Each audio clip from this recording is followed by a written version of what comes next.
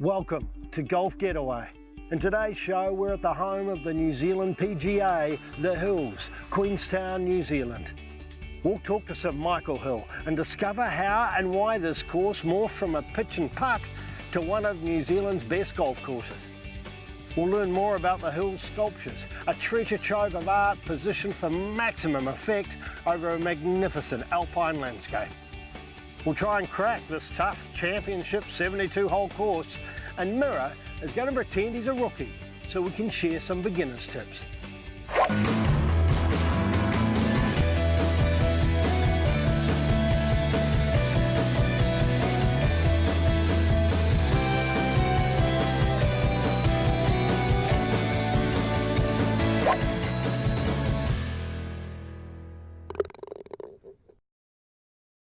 Hi there, I'm Andrew Mirror McComb. And I'm Sean Fade Fay, and welcome to Golf Getaway.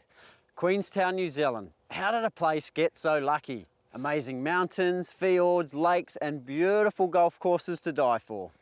Today, we're at the home of the New Zealand PGA, The Hills, a dream come true for one of New Zealand's top businessmen and mad golfers, Sir Michael Hill. The wow factor starts early.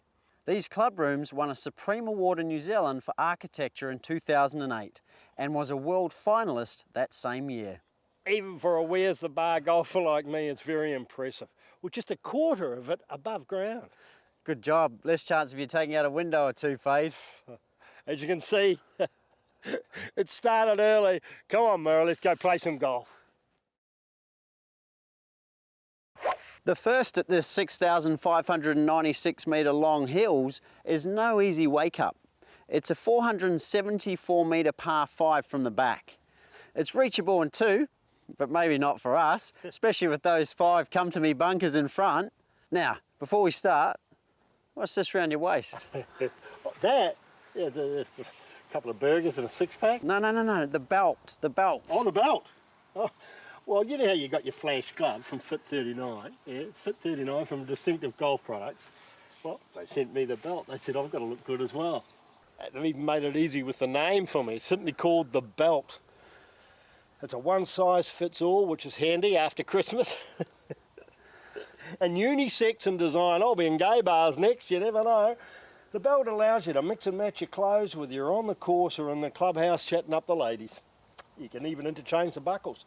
Multiple outfits. Very smart. Let's hope we can help you golf. Your honour.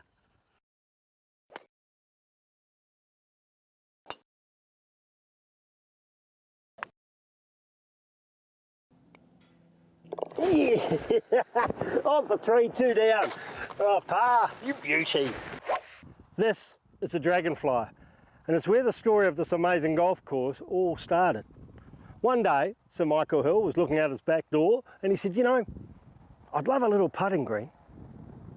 Putting green turned into a hole, and while he was down there, he said, why don't we have another hole back?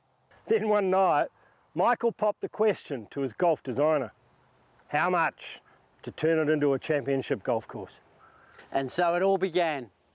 Here on the 6th, it's a 415 metre par 4. Great to go left, don't want to go right, there's a big lake there, and will be a struggle for players like Fade and I to get to the green in 2. But we'll give it a crack. The flies await for a fader.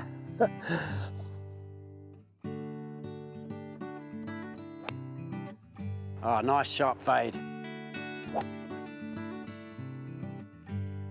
Oh, splish splash.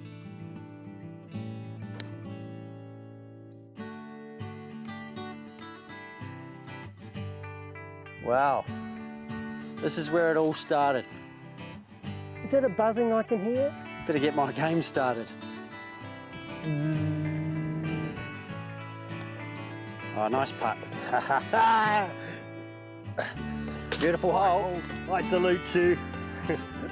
Nice hole. For Golf Getaway, what's hot at Drummond Golf? Well, I'm all ready for winter golf. Got all the gears on. You look nice and warm, but how are you going to go swinging a club? Yeah, I know what you mean. It's so restricting sometimes, and psychologically restricting, isn't it? Correct, mate. Simple answer. Thermal base layer. So this winter, hottest thing this winter, pardon the pun, Full range, men's and ladies, ideal for those early morning chills. I actually played Southern Highlands last week, 9 degrees, that and a polo shirt, I was fine. Give it a go. Try it on.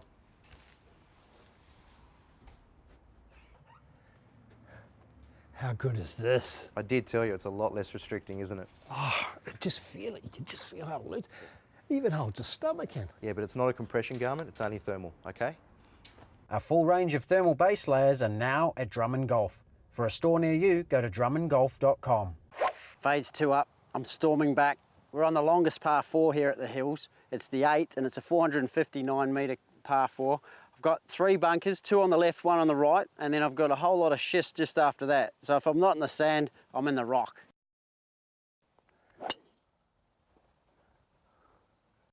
Sand or rock, glad there's a choice. I wonder if there's any gold in that there rock, because there certainly isn't in my game at the moment.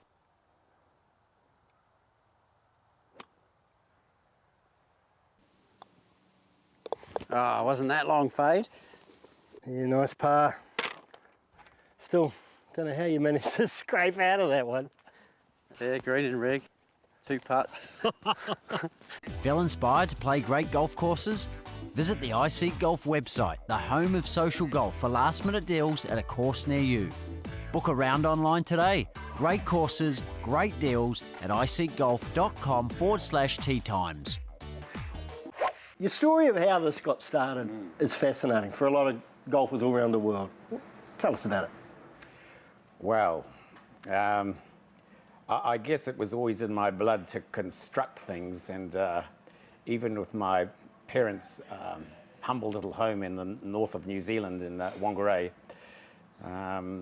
it sort of always fascinated me, golf greens and how golf was played, and it was quite a modest lawn, but I managed to put 18 baked bean cans upside down in the ground to make 18 holes, and called it the Red Star Golf Club, and they used to cut it with a little hand mower. And it's funny how those old habits and old ideas sort of come through. So every home I've had, I've always wanted to construct a golf green out the front. So when we came down to Queenstown in the early 90s, we decided to construct quite a substantial green with 2 bunkers out the front, and I guess that was the sort of the catalyst for going forward, really. So Bob Childs, you know, designed Millbrook up the road. He's got some high praise for this place, isn't he? He's an incredible man, and he's a great role model for young New Zealanders and Australians because of his principles in golf. You know, you never see him having a very late night. Everything is orderly. You know, he has the same set breakfast. He puts his shoes on, etc. He's quite incredible and so disciplined, and still has that discipline today. And yeah, I mean, I just had a few rounds with him yesterday, and he still hits the ball. He says as far as he's ever hits it, and really, at 74, he's an amazing man. Yeah, I respect a lot. Listen, we have a bit of a tradition on golf, Getaway. You may not have quite the gear on. We have a celebrity hole. You wouldn't want to come and play a little hole with us on the 10th, would you? Yes. Oh, the 10th. Oh, well, I'm sure we could do that. Closest to the pin? Closest to the pin. Yes, I'm sure I'm playing this week, and I was saying to my pro, I think we might need perhaps an ambulance on each hole, because I've been doing some quite violent hooking, so we might need an ambulance on each hole just in case. Well, let's get our shoes on, and we'll meet you on the 10th. Okay, that'll be good. Look forward to it. Now, tradition is we always play for something. And, you know, I understand you do a bit of jewellery and things like this, so I'd like to play for a watch. I think that sounds fair enough, because that's... I've got this one here. You know, you slap a battery in there. That's a crappy looking thing. Look, you slap a battery in that thing, it'll go bloody well. That's what I'm putting on. That's what I'm putting on the hole. What have you got? Oh my goodness me! Oh, that's outrageous. That's right. But I'll play you for a decent watch. I tell you what, if you can get it a metre from the hole, I'll give you a decent watch, a Michael Hill watch. Oh my goodness! All right, I'm into that. Oh. So you went a little left there, Michael. A bit of a hook. Yeah, well, you can get that. You get that when the pressure's on for a top watch. Well, we'll see what sort of a cunning trick you can pull out. Oh! Oh, not bad. Oh, it's on the green. Unbelievable, unbelievable. Thank you, sir. Thank you very much. Much appreciated. Thanks for coming on Golf Getaway. It was brilliant. For Golf Getaway, what's hot at Drummond Golf? Jason, I was out playing golf the other day and I was playing with this guy and he kept looking at his watch. And I thought, God, I'm not boring you that much, am I? And then I realised he's got one of those Sure Shot GPS watches similar to yours. It is. It's the new Sure Shot GW1. It actually is a fully functional watch as well, so you can wear it Monday to Friday, but on weekends it becomes a GPS on the golf course. And tell me about it. What does it do? Well, it keeps it simple. It doesn't give you hazards like some of the other GPSs on the market, but it gives you front, centre and back of the green. So it's quite handy for the guy who doesn't mind playing golf with a watch on. It's a quick reference for how far you are from the green. Again, pick the right club, be aggressive. Sounds great. And obviously you don't have to get it out of your bag and look up and just look at your watch and away you go. That's right. It's got 10,000 worldwide courses preloaded on it. I think 1,500 in New Zealand and Australia. So turn it on, walk on the golf course, and again, away you go. Makes it nice and simple. The Sure Shot GPS watch is now at Drummond Golf. For a store near you, go to drummondgolf.com.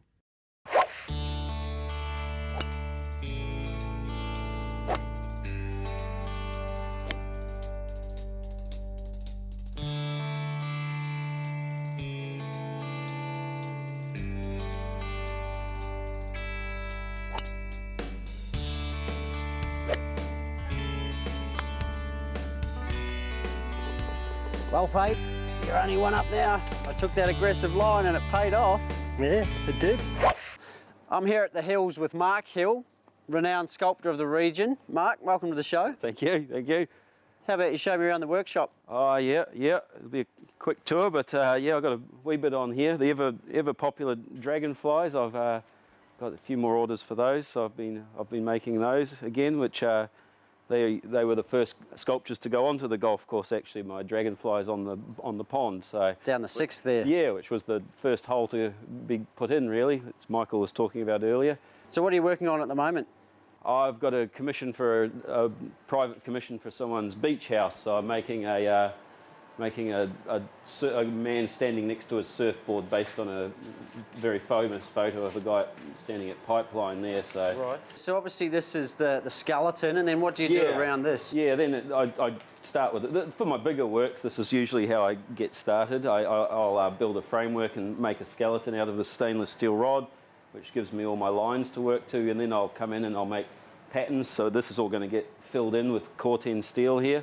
So, Mark, I also noticed you've got a lot more sculptures on the course. You've got the wetter down here. Yeah, Tell us a little bit about that one. The wetter, well, it's obviously a native New Zealand insect, which I got I used to find them when I was a kid, so I always wanted to make a huge one. And yeah, that one's 4.5 metres tall, and he lurks there on the edge of the forest. There's a nice spot for it, actually. Scare a few golfers, that one. Yeah, well, it gets tricky when the ball gets under there, I think. This is one of your favourites on the course? Oh, so yeah, one of my favourite pieces of my work on the course, anyway. Yeah. And what do you call it? Looks like a bit of grass.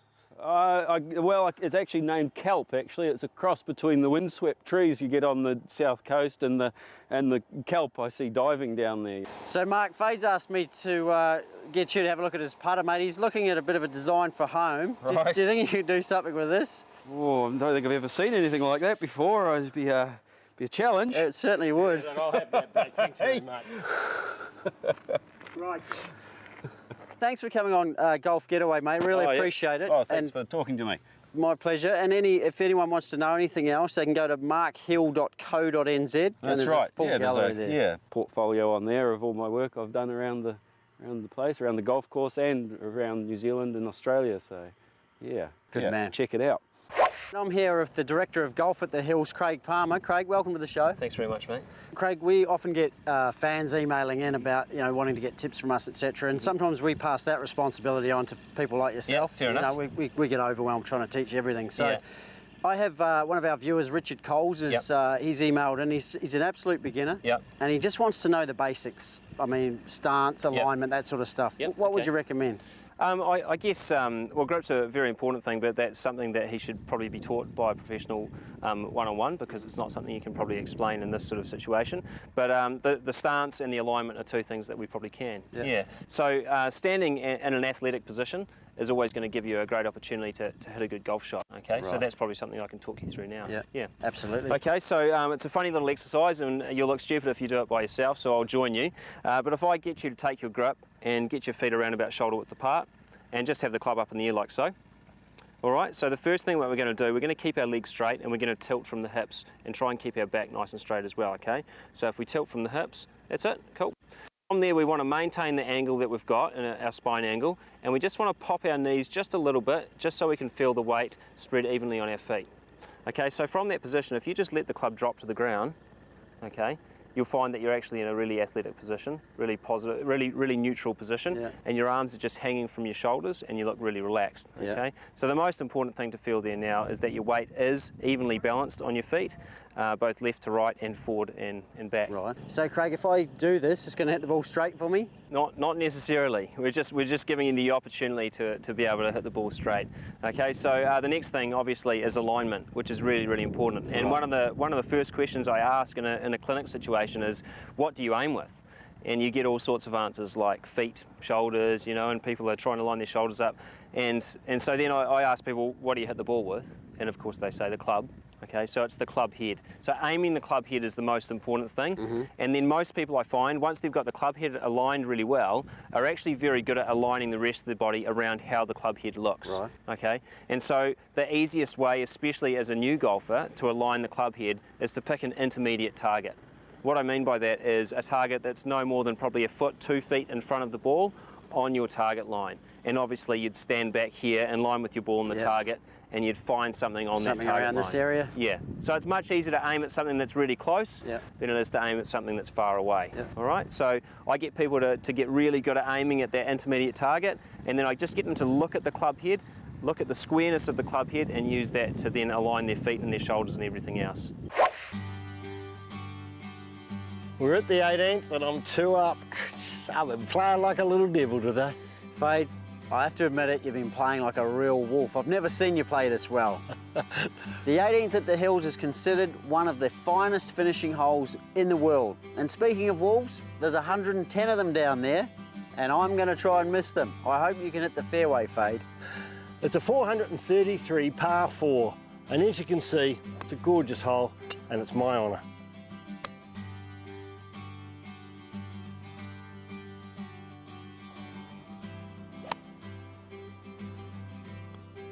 Oh, well done. Oh, tough hole. You pulled one back. I got it in the end, but what a great day. Well eh? played, Fade, well played. Well, Mirror, the Hills, what'd you think? Wow, well, right from the drive, you know, driving up, the first thing I noticed was the fairways. Have you ever seen greener fairways in your time? They're gorgeous. Yeah, one of the best courses I've ever played, and I don't say that lightly. Second thing was the greens. True is true, but still for a young golfer like myself, took a bit to get used to. But the big standout for me was the hospitality. I was just blown away from, you know, working with Sir Michael down, you know, through his staff. They just couldn't have been more accommodating, and the whole place just sort of exudes a really friendly atmosphere. Yeah, you talk about Sir Michael, it's his backyard, isn't it? Well, literally, it is his backyard. Yeah. And that's that hospitality. You feel you're almost invited into his house. Yeah. Sir Bob Charles reckons it's the best golf course he's played in New Zealand. And, you know, he's played a few. and the thing is that no two fairways are the same. That's what Sir Bob Charles figures. Yeah. And the other thing I really liked was the sculptures. You know, they add a real sense of irony and, to me, a little touch of humour around the place. And you don't get that very often on a golf course. Sometimes we can take this game too bloody seriously, you know. And, anyway, I think it was a really special day for me. Let's have a little toast to the Hills. To the Hills. To the Hills. Feel inspired to play great golf courses? Visit the iSeek Golf website, the home of social golf, for last-minute deals at a course near you. Book a round online today. Great courses, great deals at iSeekGolf.com/tee times. Well, there it is. I'm Andrew Mira McComb. And I'm Sean Fade Fay, and thanks for watching The Hills on Golf Getaway. Hard to see it getting much better than this, but I tell you what, we're going to keep on trying. For more information, special offers and videos, visit the Hills page at golfgetaway.com.au or like us at facebook.com/golfgetawaytv. Bye for now.